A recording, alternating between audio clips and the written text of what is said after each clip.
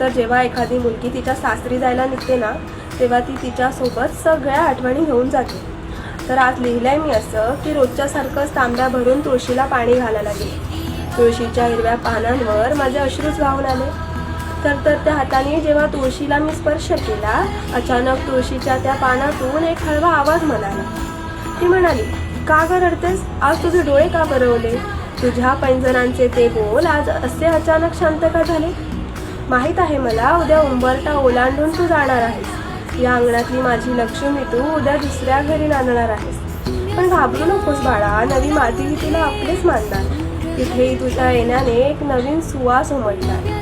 जरी बदलली कुंडी तुझी तरी मूळ तुझे इथेच राहील. हा कट्टा, हे अंगण आणि मी नेहमीच तुझी वाट पाहिजे. जा आता, डोळे पुस आणि सासरी सुखाने राहा. माझ्या पाण्यातला विसावा तिथेही डोळे मिटून पहा. पाणी घालायला तू नसलीस तरी मी तुझ्या आठवणीत जगेन. तू तिकडेही तुझं घर असंच सजव. मी इथे आनंदाने बहरेन. थँक्यू.